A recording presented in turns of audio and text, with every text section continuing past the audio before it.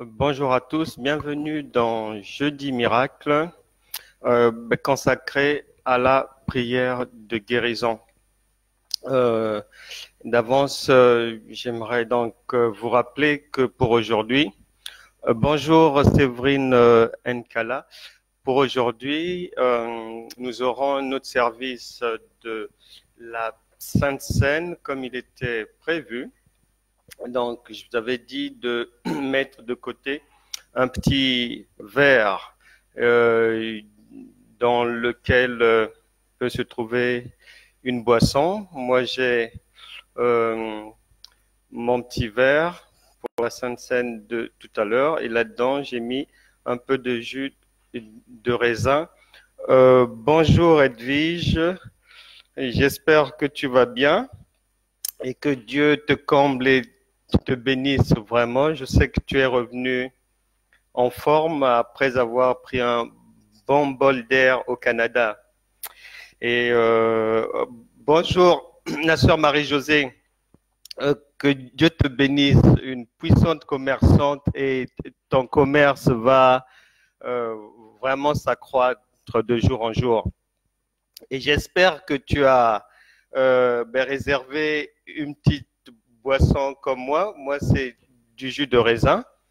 Et puis, un peu de galette. J'ai une galette comme ça, on appelle ça du pain azime. Donc, ça sera pour la Sainte Seine de tout à l'heure.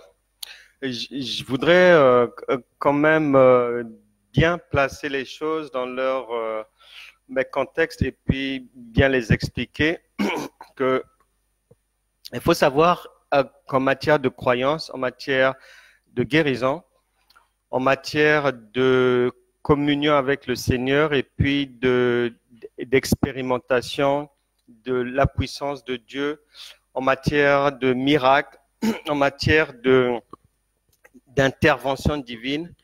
Mais Jésus-Christ nous a fait savoir, lorsqu'il parlait avec les pharisiens, il nous a fait savoir que en réalité, c'est beaucoup plus Jean chapitre 8, verset 32 qui importait que les longues prières pour dire la même chose ou bien dire en 2 heures ce que l'on peut dire en 1 minute ou 2. Et ça ne rime à rien puisque Dieu n'est pas sourd. C'est lui, dit la Bible dans le livre d'Ésaïe, qui a créé l'oreille, qui a créé les yeux. Donc, il n'est pas sourd, il entend. Et aux pharisiens, il leur a dit que ça ne servait pas et il a demandé aux gens que ça ne servait à rien de tout le temps faire de longues prières lorsque on peut faire plus simple et plus court. Et vous devez savoir que sous le soleil, rien n'a changé. Le roi Salomon a dit ce qui a été, c'est ce qui est aujourd'hui, et ce qui est aujourd'hui, c'est ce qui sera demain. Pour dire quoi par là? Pour dire que, pardon,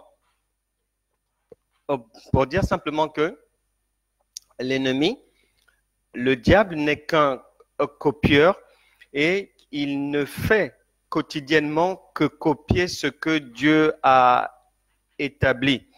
Et que l'on fasse le mal ou le bien, c'est la connaissance qui va faire la différence. La Bible déclare dans le livre de Jean, je disais chapitre 8, verset 32, que vous connaîtrez la vérité et la vérité vous affranchira. Affranchir, c'est devenir libre. Affranchir, c'est trouver la guérison. Affranchir, c'est trouver la solution à un problème, résoudre une équation, etc., etc. Et comme le diable est un copieur, vous remarquerez que lorsque vous alliez avant, ou ceux qui le font jusqu'à ce jour, lorsqu'ils vont chez les praticiens, chez les marabouts, les féticheurs, les devins, les sorciers et autres, lorsqu'ils arrivent, ils posent leurs problèmes et puis c'est très rapidement, qu'on leur donne soit une orientation, on leur dit faut faire ceci, on leur remet une petite potion rapidement, si cela, ou bien le marabout prononce 2, 3 phrases et puis après, ces gens-là mettent leur espoir dans ce qui a été dit, ce qu'on leur a demandé de faire et parfois ils voient les résultats. Et comme le diable n'a rien créé, en fait, cette manière de faire est divine et il a uniquement copié ce que Dieu a établi depuis longtemps, en ce sens que les choses sont spirituelles et il suffit d'avoir la connaissance pour les appeler à l'existence. Romains chapitre 4, verset 17, les appeler à l'existence et les choses arrivent. Le marabout ne met pas du temps à traiter un sujet, un problème ou donner une solution à quelqu'un. Il parle seulement parce qu'il a une certaine connaissance pour parvenir à ses desseins, mais malheureusement dans le mal. Et comme nous, en tant qu'enfants de Dieu, il est triste que les chrétiens puissent manquer de connaissances, puissent ne pas savoir qu'ils sont au-dessus de ces choses-là et que ceux qui sont en face ne font qu'imiter ce que Dieu a déjà donné aux chrétiens. C'est pour ça qu'il y a beaucoup de choses dans lesquelles on n'a pas besoin de tergiverser. C'est anormal. On va dire que qu'un chrétien, pour avoir quelque chose, il faut qu'il puisse prier 4 heures par jour, 6 heures par jour, faire des retraites spirituelles et tout, vite vieillir, se retrouver avec des visages ridés et tout, pour seulement obtenir quelque chose du Père. Non, c'est pas possible, puisque même nous-mêmes qui avons des enfants, on n'a pas besoin de voir notre enfant souffrir pour lui donner soit du chocolat ou l'emmener au cinéma ou lui donner un bonbon. Donc, cette manière de faire n'est pas la nôtre et nous avons choisi, nous, au Centre international d'évangélisation, de rendre ministère par la foi et avec uniquement la foi biblique qui est l'espérance totale, sans doute, sans crainte, en un Dieu qui est toujours tout puissant, il ne change pas. El Shaddai, il est celui qui est je suis, le créateur des cieux et de la terre, et nous avons la ferme conviction que lorsque nous prions, Dieu écoute et il exauce nos prières. Romains chapitre 10, verset 9 dit que si tu confesses de ta bouche le Seigneur Jésus-Christ et que tu crois de tout ton cœur que Dieu l'a ressuscité des morts, tu seras sauvé. Les choses se jouent au cœur. Comment est ton cœur? Avec quelle disposition de cœur pries-tu? Est-ce que tu demandes quelque chose à Dieu par convoitise? Est-ce que tu demandes quelque chose à Dieu pour être vu? Est-ce que tu demandes quelque chose à Dieu pour t'en servir ultérieurement, pour aider aussi les autres, etc., etc. Est-ce que c'est par esprit de vengeance que tu demandes quelque chose, que tu demandes de la guérison? Donc, nous croyons que le miracle se joue au niveau du cœur. Et je suis souvent triste d'observer qu'il y a certaines personnes et des chrétiens aussi qui ont du mal à se défaire du mensonge, qui leur ferme les portes de la bénédiction divine et leur ferme les portes de la guérison divine.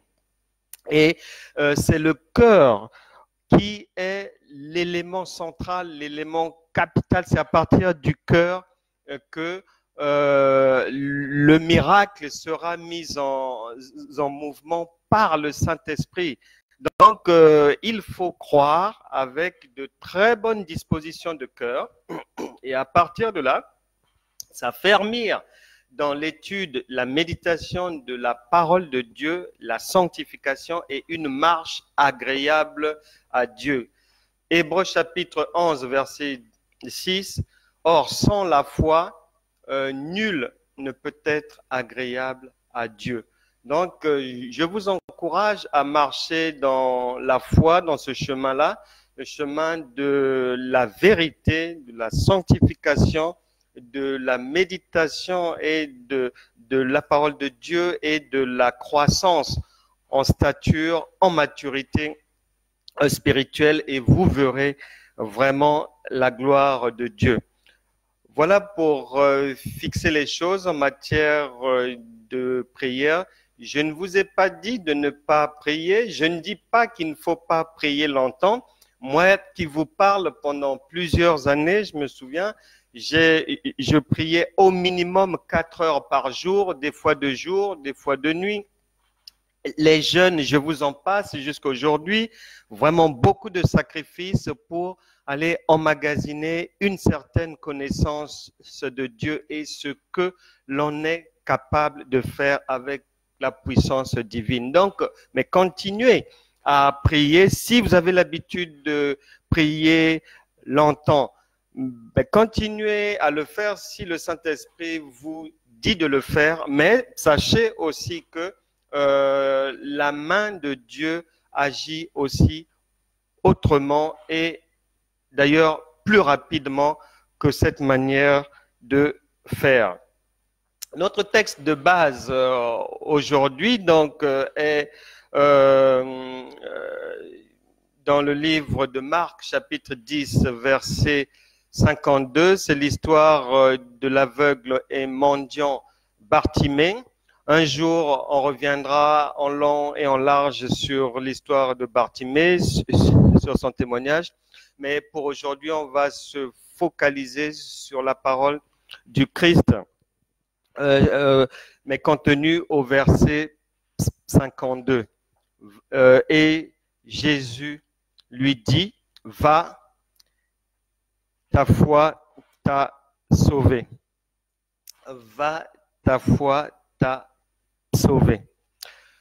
Je me souviens d'un homme de Dieu sud-africain, il s'appelle Steve Munsey. Un jour, il prêchait dans son église un soir et à la fin de son discours, il a demandé à tous ceux qui étaient malades du cancer d'approcher. Les gens ont approché. Il y avait 19 personnes qui s'étaient présentées devant l'estrade. Et Steve Munsey priera et dira publiquement que vous êtes tous guéris. Et si jamais il y a une personne qui ne trouve pas la guérison, je ne prêcherai plus jamais l'évangile, je prendrai ma retraite. Alors les jours passent et au fur et à mesure des jours passant comme ça, les résultats arrivent et 18 personnes sont guéries et la 19e meurt. Alors, Steve Munsey est blessé. Il reste chez lui à la maison. Il dit aux autres pasteurs qu'il ne pourra plus, mais conformément à son engagement, prêcher. Donc, il se retire de l'église, il prend sa retraite parce que une parole donnée, c'est une parole à respecter. Et devant le Seigneur, quand tu as dit oui, c'est oui, et que ton non soit non, et on ne peut rien enlever de tout ça là. Donc, Steve Munsey se retrouve à la maison, et les jours passent, et plus d'un mois après, une femme est venue chez lui pour le rencontrer, mais comme il ne voulait plus rencontrer qui que ce soit dans le peuple chrétien ou bien des gens qui allaient lui ressortir cette histoire et tout, il ne voulait pas recevoir cette femme parce qu'il avait tiré un trait sur tout ce qui concernait la prédication et tout. Et cette femme insistera auprès de l'épouse de Steve Munsey pour que Munsey puisse la recevoir. Et vu qu'elle avait beaucoup insisté, sa femme l'a supplié vraiment de recevoir cette femme-là. Et Steve Munsey, à la fin, va la recevoir. Et cette femme-là va lui montrer, en fait, elle avait ramené, c'était la veuve de la 19e personne qui était décédée. Et elle avait ramené les autopsies d'avant l'inhumation de son mari. Et les autopsies mettaient en lumière que son mari n'était pas mort d'un cancer et qu'il n'y avait aucune trace de cancer, mais il était mort d'une banale crise cardiaque. Et c'est comme ça que Steve Munsey reviendra prêcher l'évangile et jusqu'à présent, il est dans le ministère. Dieu avait justifié son serviteur et les 19 personnes, donc en réalité, Dieu les avait complètement guéris du cancer. La 19e était morte d'autre chose, mais pas du cancer. Donc pour dire que Dieu peut tout faire, que ça soit à travers un écran, que ça soit physiquement, que ça soit par la méditation de sa parole, que ça soit par une lecture, peu importe. Chez Dieu, dans le monde spirituel, les murs n'existent pas, les écrans n'existent pas, ce sont les paroles qui emportent la puissance de Dieu et le Saint-Esprit agit, que ça soit sous terre, dans l'eau, que ça soit dans les airs, où que vous soyez, le Saint-Esprit est toujours à l'œuvre, quelle que soit votre maladie. Aujourd'hui, c'est votre jour. Dieu va vous faire du bien, Dieu va vous bénir parce que le Seigneur a dit qu'il est venu pour vous donner la vie et vous donner la vie en abondance.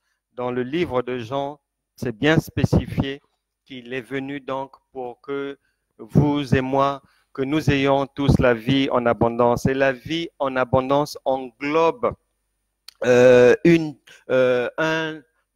certain nombre de choses, englobe la réussite, que ce soit dans le mariage, dans le travail, avec les enfants, que ce soit dans les activités associatives et autres, une pleine réussite professionnelle et autres. C'est celle-là la vie en abondance. Et cette vie en abondance est toujours précédée d'une très bonne santé, d'une santé de fer, parce que sans la santé, on ne peut pas bien travailler, on ne peut même pas travailler selon les maladies. Sans la bonne santé, on ne peut pas être épanoui, que ce soit dans son ménage ou au travail ou à l'extérieur ou dans la vie. Sans la bonne santé, on ne peut pas transmettre vraiment la vie, on ne peut pas être vraiment productif. C'est pour ça que le Seigneur tient vraiment et particulièrement à vous guérir de toute maladie et il va le faire aujourd'hui à n'en point douter. Un autre témoignage avant que nous ne passions à la Sainte Seine et à la prière de guérison. Le même Steve Munsey, homme de Dieu, mais sud-africain, un jour va recevoir comme ça une dame qui est venue le voir et la dame devait être opérée les jours suivants parce que on devait l'opérer pour prendre l'un de ses reins et le donner à son mari. Et donc son mari en avait besoin, donc il allait avoir le rein de sa femme et la femme avait demandé à Munsey de pouvoir prier pour elle pour que l'opération se déroule bien. Et c'est ce que Munsey fera. Il priera selon la demande de la femme pour que son corps supporte l'opération et que tout se passe bien. Et le jour de l'opération, quelques jours après, le corps médical a été très surpris du miracle que Dieu avait fait lorsqu'ils ont voulu prendre le rein chez la femme. En ouvrant son corps, ils ont trouvé, au lieu de 2, ils ont trouvé 3 reins. Dieu avait fait pousser le 3e rein, il avait placé là et les chirurgiens ont pris ce rein-là. C'est celui qu'ils avaient greffé chez mais le mari sans pour autant que la femme puisse perdre ses 2 reins. Voilà les miracles de Dieu. Il est le même, il est vivant Et s'il l'a fait en Afrique du Sud, s'il l'a fait avec le mari de cette dame, s'il l'a fait avec cette dame, s'il l'a fait avec toutes les personnes qui avaient été guéries le jour des fameux 19 malades du cancer guéris, il peut encore le faire, il peut répéter les choses.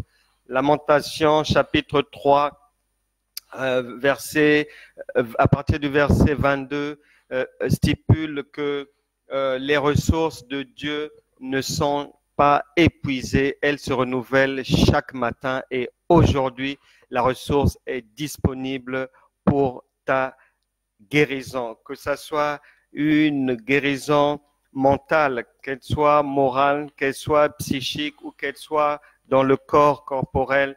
Dieu n'est limité par rien et aujourd'hui, vous trouverez la guérison. Passons à la Sainte Seine.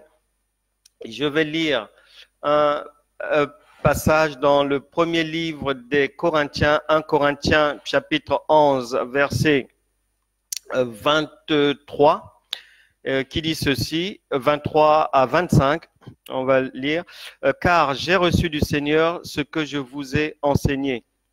C'est que le Seigneur Jésus, dans la nuit où il fut livré, prit du pain et après avoir rendu grâce, le rompit et dit, ceci est mon corps qui est rompu pour vous. Faites ceci en mémoire de moi. De même, après avoir soupé, il prit la coupe et dit, cette coupe est la nouvelle alliance de moi, la nouvelle alliance en mon sang. Faites ceci en mémoire de moi toutes les fois que vous en boirez. Amen. Je vous invite maintenant, donc, depuis là où vous êtes, à prendre donc la coupe qui devient ainsi le sang du Christ et son corps, ce pain, la galette, au nom de Jésus Seigneur, que tout ceci soit purifié, sanctifié, que toute boisson que quiconque a devienne maintenant le sang de Jésus et que toute galette, que ce soit gâteau, du pain ou quoi que ce soit, devienne le corps de Christ et nous prenons cela maintenant, le corps et le sang du Christ.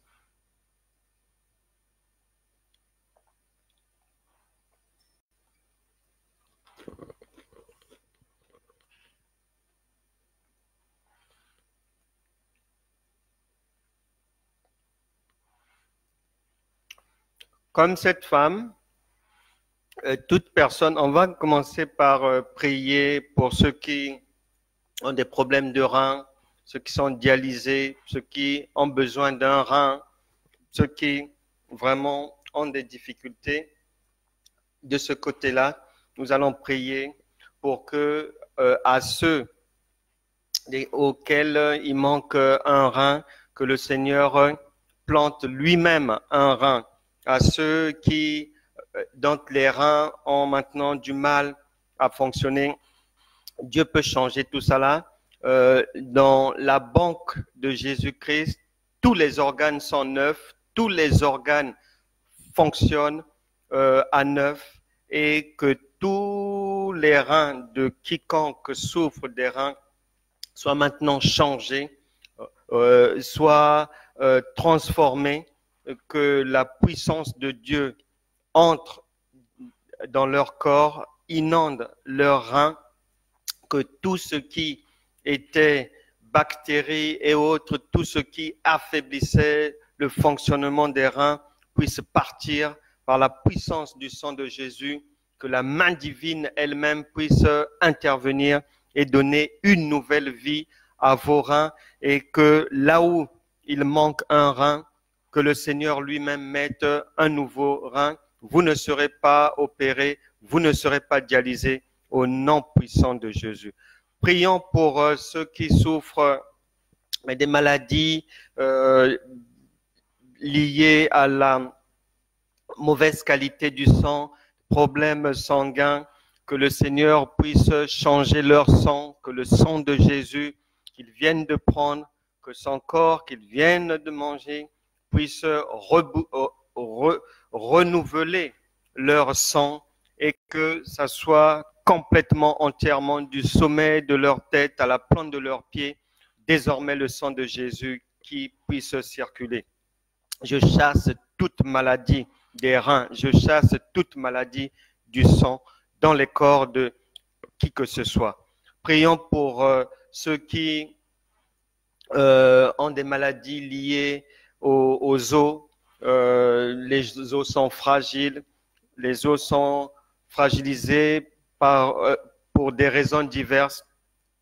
On va prier pour ces personnes-là et je pense particulièrement à Brigitte qui a ce problème-là, que les os soient solidifiés à partir de maintenant par ce sang de Jésus, par le corps du Christ que tu viens de prendre, que Dieu passe par là, que la main de Dieu puisse rendre de l'énergie, puisse donner la force aux os de tous ceux qui souffrent des os, que ça soit dans les membres inférieurs ou supérieurs de leur corps, et que ça soit à la tête, que tout cela soit renouvelé, requinqué par le sang et le corps du Christ au nom puissant de Jésus. Prions maintenant pour ceux qui sont atteints de toutes sortes de cancers et je pense particulièrement à Papy, que le sang de Jésus te nettoie tout encore, tous les organes du corps, que ce soit des cancers de l'œsophage, cancer du côlon, le cancer de l'utérus et autres, que le sang que vous venez de prendre puisse nettoyer, enlever tout ce qui dérangeait le corps, tout ce qui posait problème au bon fonctionnement des organes de votre corps. Que le corps soit purifié, le cancer, tu pars de ces corps, tu pars au nom puissant de Jésus et que la vie divine agisse maintenant dans vos corps. Nous allons prier pour ceux qui ont des maladies inexpliquées, qui souffrent depuis peu ou depuis longtemps. On va prier pour ces gens-là, que le corps du Christ passe par là, que le sang de Jésus fasse son œuvre. Au nom puissant de Jésus, que toute maladie inexpliquée, tous ceux qui souffrent des maladies compliquées trouvent maintenant la guérison. Au nom de Jésus, je pense particulièrement à Olga Marthe Louemba Lubuka, que la guérison divine te relève. Tu n'as pas été créé pour rester allongé ou pour souffrir.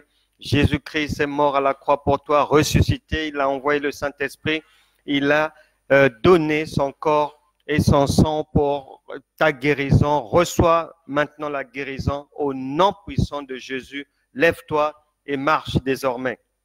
Nous prions maintenant pour tous ceux qui souffrent des maladies oculaires, qui ont des problèmes de vue, myopie, presbytie et autres. Que le sang de Jésus puisse nettoyer vos yeux, que vous puissiez bien voir. Je pense à Abigail qui a perdu un œil dans un accident, que par la résurrection du Christ, que la puissance du Saint-Esprit fasse repousser ton œil au nom puissant de Jésus, que la main divine puisse sortir tout ce qui n'est pas de Dieu dans ton corps et que ta vue redevienne comme avant, que la main de l'Éternel te surprenne joyeusement, agréablement au nom puissant de Jésus.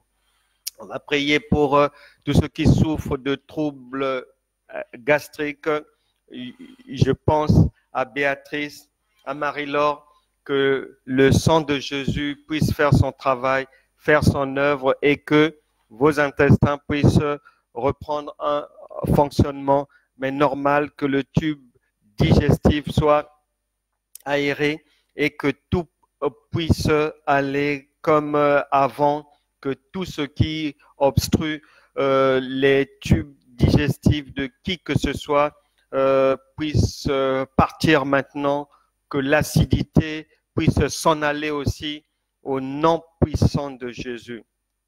Que toute personne qui souffre de paralysie puisse retrouver la guérison, la bonne marche, le bon fonctionnement des membres supérieurs et des membres inférieurs, que le sang de Jésus fasse son œuvre, que la puissance du Saint-Esprit soit agissante dans vos corps, que tous ceux qui souffrent du sida trouvent la guérison par le sang de Jésus qui nettoie toutes choses, qui change les globules et autres et qu'il vous redonne maintenant la vie. Je prie pour ceux qui sont attachés au tabac, ceux qui fument encore, et je pense particulièrement à Marc, que le sang de Jésus fasse en sorte que tu sois pris de nausée à chaque fois que tu sentiras l'odeur de la cigarette. Sois libéré, mais du tabagisme au nom puissant de Jésus, et qu'il en soit ainsi pour tous ceux qui ont ce problème-là. Recevez la libération, recevez la liberté, recevez la guérison du tabagisme. Qu'il en soit de même pour tous les alcooliques, pour tous ceux qui sont accrochés à l'alcool, que l'alcool puisse désormais avoir un goût amer dans votre bouche, et il en sera ainsi. Soyez libérés de l'alcoolisme maintenant au nom puissant de Jésus.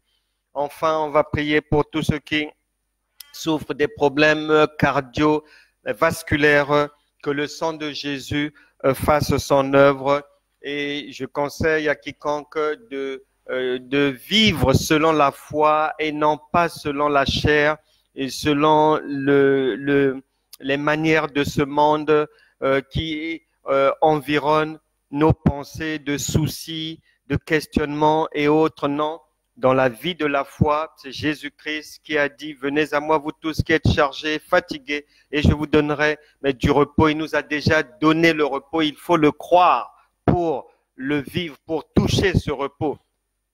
Soyez dans la paix, soyez calme, ne vous inondez pas sous les soucis, non, évitez la colère, évitez les angoisses et tout. C'est pour ça que la Bible en Jean 14, verset 1 dit que votre cœur ne se trouble point. Et en Philippiens chapitre 4, verset 10, la Bible déclare que ne vous inquiétez de rien, mais en toutes choses, faites connaître vos besoins à Dieu par des prières, par des supplications, avec action de grâce. Donc, ne soyez pas perturbés, soyez calmes, car ce sont les inquiétudes et autres qui ramènent les problèmes cardiovasculaires bien souvent. Que Dieu vous aide et que tous ceux qui souffrent de ces problèmes en soient libérés aujourd'hui au nom puissant de Jésus. Mais recevez votre guérison. Pour aujourd'hui, nos prières sont terminées et nous croyons par la foi que Dieu a sauvé tout le monde et que la guérison est acquise. Vous n'avez pas besoin de la toucher, elle est déjà là, elle est d'abord spirituelle et vous la verrez, ça peut être aujourd'hui même, ça peut être dans les jours à venir. Elle est là, il n'y a pas de problème. Dieu n'est pas un homme pour mentir. Croyez que Dieu n'a pas de limite, Dieu n'a pas de barrière et que les prières que nous faisons sont vraiment puissantes par les vertus de Dieu. Une dame m'a appelé hier d'Afrique, Françoise. Elle m'a appelé d'Afrique, elle avait un très sérieux problème. Elle avait vécu un événement dramatique dans son foyer et il y a 1 an et demi environ par là. Et depuis ce jour-là, elle avait comme subi un choc et elle ne se souvenait d'aucun de ses rêves depuis ce jour-là. Et hier, donc, nous avons prié au téléphone. Elle m'a expliqué certaines choses. Je lui ai posé quelques petites questions. Elle a répondu. Après, nous avons prié. Et la main de l'Éternel l'a visité cette nuit. Mais ce matin, elle m'a envoyé un message me disant que non seulement elle avait fait un songe, mais elle s'en souvient, elle se souvient entièrement de ce songe-là après plus d'1 année et demie de disette et de sécheresse en ce qui concerne les songes. Donc, ne limitez pas Dieu. Dieu n'est pas limité. Nous avons un Dieu puissant. Nous avons un Dieu qui est fort et qui nous aime et qui est disposé à toujours nous venir en aide pourvu que notre cœur soit agréable à Dieu. Et je vous invite donc à travailler. L'apôtre Paul a dit, examinez-vous vous-même. Donc, faites en sorte d'arranger votre communion avec le Seigneur, d'être agréable à Dieu, et vous verrez les miracles de Dieu s'accomplir dans votre vie.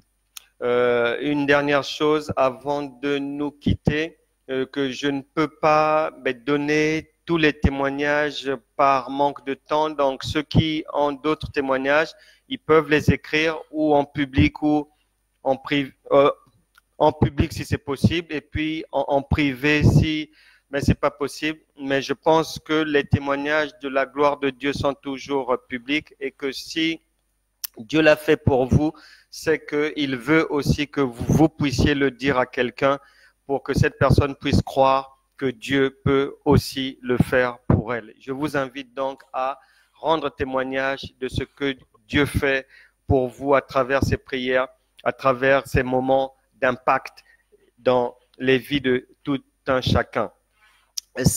Profonde salutation à Larissa Mekongu du côté du Congo, Brazzaville. Que Dieu vous bénisse, et puis que nous vous mettons en prière. À Jean-Claude, vraiment que le Seigneur soit avec toi. Jean-Claude en Eure-et-Loire, sois béni du Seigneur. Je prie aussi pour Michel qui est du côté de Troyes. Christ est vivant, il est réel, il vient de se manifester dans ta vie, et tu verras encore la gloire de Dieu.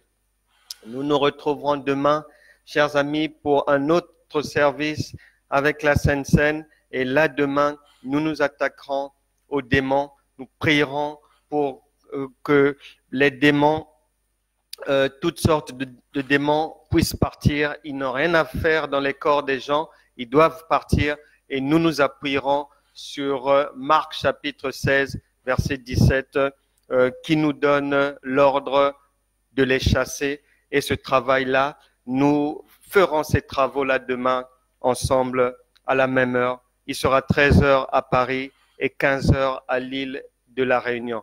Que Dieu vous bénisse chez vous. Bonne journée, et que le sang de Jésus vous couvre. Restez dans la foi biblique. À demain.